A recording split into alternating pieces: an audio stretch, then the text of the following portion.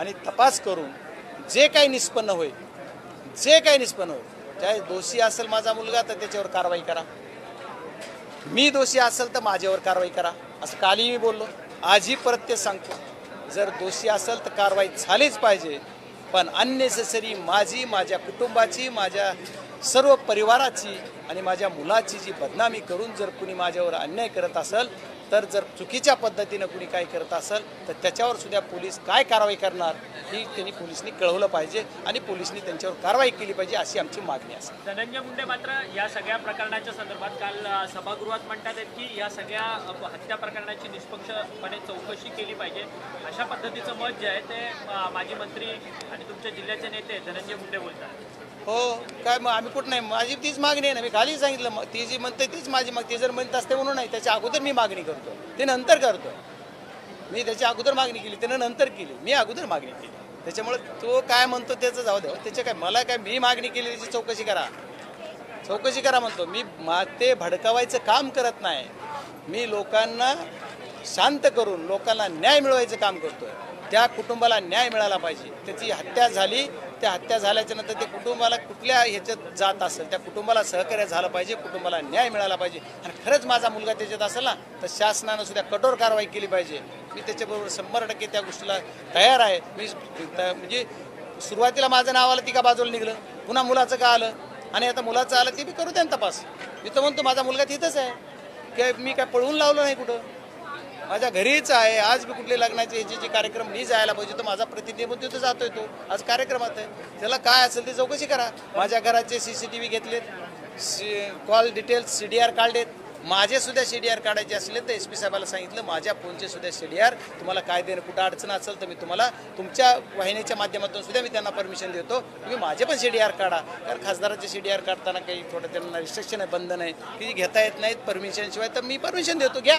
परंतु या सगळ्या प्रकरणामध्ये खरं तर तुम्ही संतोष देशमुख हत्या प्रकरणामध्ये सातत्यानं तुम्ही आरोपींना शिक्षा व्हावी ही मागणी म्हणून धरून ठेवलेला होता.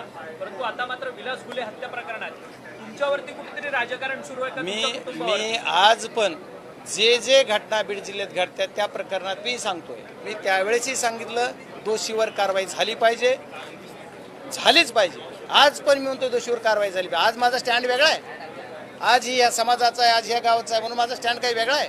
आज माझ्या मुलाचं नाव त्याच्यात आलं, माझं त्याच्यात नाव आलं तरी मी म्हणलोय की नाही ही चुकीचं आहे म्हणत नाही. मी तुम्ही करा, तुम्हाला अधिकार आहे, राईट्स आहे. लोकसभेमध्ये तुम्हाला लोकतंत्रमध्ये तुम्हाला, लोकशाहीमध्ये तुम्हाला अधिकार आहे. या लोकशाहीच्या अधिकारामध्ये तुम्ही करू शकता, करा. संविधानानं डॉक्टर बाबासाहेब आंबेडकर यांच्या संविधानानं तुम्हाला अधिकार दिला, तुम्ही त्याच्याप्रमाणे मागणी कराल, त्याची चौकशी होईल. मला त्याच्यावर काय बोलायचं,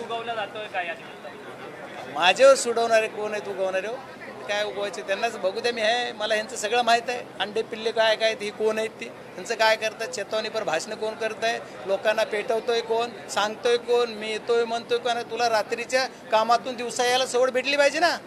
हां, तू आमच्यावर कशाला काढतो?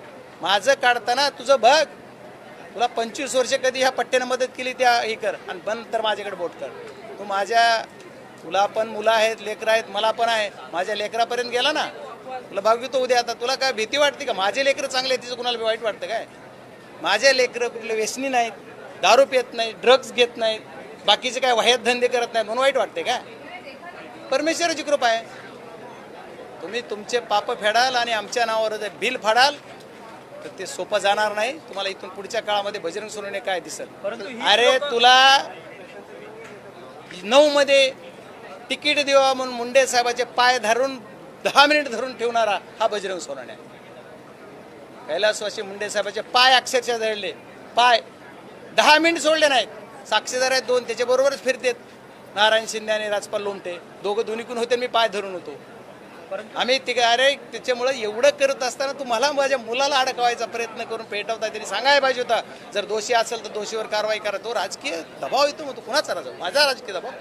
मला आनंद आहे, मी विरोधी पक्षाचा खासदार आहे आणि माझा दबाव जर पोलीस घेत असले, मला आनंद आहे माझ्या कर्तृत्वावर. विरोधी पक्षाच्या खासदाराचा पोलीस दबाव घेतात आणि तो सत्तेतला आमदार म्हणतो बळच का मुख्यमंत्र्याला घडा पडतो, बळच. जर तुझं ऐकत नसले तर मला आनंदाने माझं ऐकते. धन्यवाद. परंतु हीच लोक तुम्ही ज्यांच्यावरती टीका करतात तीच लोक मात्र सभागृहात आवाज उठवतात या हत्या प्रकरणाच्या संदर्भात हे काय नक्की? हे बघा, तुम्हाला काय म्हणायचं काय विचारायचं हे मला जायचं नाही. सभागृहात बोलताना सुद्धा बोलू नको म्हणत होते तिथंच.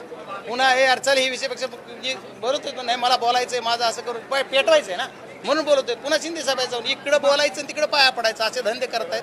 बघू ह्यांचं बघतो मी, काही चिंता करू नका. ये देखो, मैं यही बोल रहा हूँ कि मेरा बेटे के नाम इसके अंदर आ रहा है तो ठीक है, आने दो. जो पुलिस है, पुलिस ने उसका निष्पक्ष से जांच करना चाहिए. जांच करके जो भी सामने आया है वो पब्लिक के सामने देना चाहिए. सीडीआर वगैरह भी निकालने दो ना.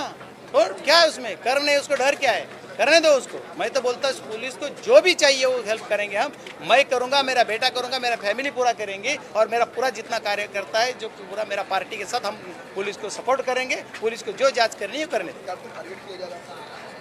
ये देखो, आप सब जो क्वेश्चन पूछ रहे हैं वही आपको सबको पूछा. सबको मीडिया का मालूम है, सब लोगों को मालूम है, सबको मालूम है. लेकिन मैं यही रिक्वेस्ट करूंगा आप सबके सामने, जो भी ये चीज़ हो गई ना उसी के लिए जो भी कोई जिम्मेदार है उसके ऊपर कार्रवाई होनी चाहिए. आज बात करें शिवसेना यूपीडी की, उनके एमसी आज ओम बिरला स्पीकर से मिलने वाले हैं दिल्ली में. कैसे देखते हैं? नहीं, मुझे ये लोगों के बारे में कुछ पता नहीं है. मैं दूसरी पार्टी के एपीस के बारे में कुछ बोलने के लिए मेरा हक नहीं है. मेरा वो अधिकार ही नहीं और बोलूँगा ही नहीं. मेरे पार्टी का बात बोलिए या मेरा कुछ बात है तो बोलिए, मैं दूसरी के ऊपर बात नहीं. Thank you. राज्य सरकारने शेतकऱ्यांसाठी कर्जमाफीची योजना जाहीर केली आहे, परंतु 12.5 लाख शेतकऱ्यांची नावं देखील पॉजमध्ये मागणी सोडायला आहे आणि त्यांना देणार पण नाही असं सांगतात. तर तुम्ही विरोधी पक्षनेते खासदार जरी असले, पवार साहेबांचे शिलेदार जरी असले तरी तुम्ही समाधानी आहात? हे बघा, कर्जमाफीच्या बाबतीत मी एकच सांगा, शेतकऱ्यासाठी कर्जमाफी द्यायची. गव्हर्नमेंट कुणाचं आहे, या सरकारमध्ये काय निर्णय होते त्याच्यापेक्षा महत्त्वाचं शेतकरी कुणाचं आहे तर सर्वांचा आहे. शेतकरी हा आपल्या देशामध्ये बळीराजा, आपण कृषीप्रधान देश म्हणतो. या शेतकऱ्यांना आपण मदत केली पाहिजे असं म्हणणारा मी एक कार्यकर्ता आहे. आणि या शेतकऱ्यासाठी कुठला जाचं काठी बेटी काय नाही. तुम्ही लाडक्या बहिणीला कसे दिले हो निवडणुकीच्या टायमाला, काहीच केले. 80 लाख बोगस आहेत म्हणून सांगता तुम्ही जाता. बरं, माझ्या शेतकऱ्याला जाऊ द्या ना. काय तुम्ही तुमचं शासन आहे, तुमचे बँक आहे, तुमचं सरकार आहे. तुम्ही या सगळ्या गोष्टी बँकेत ज्यांच्याकडे कर्ज दिसतं ज्या शेतकऱ्याच्या नावावर त्याचं माप आणि त्याला लगेच खात्यावर पैसे. 2007ला पवार साहेबांनी जशी केली, म्हणजे जे केंद्राचे पैसे दिले आणि ज्याच्या नावावर कर्ज आहे त्याच्या नावावरचं त्याचा 7/12 कोरा म्हणून त्याला डायरेक्ट पैसे पाठवले. त्याला काय थंप नाही, कुठला काही नाही, कुठली चौकशी नाही, काय नाही. आजही बँका तुमच्याच आहेत.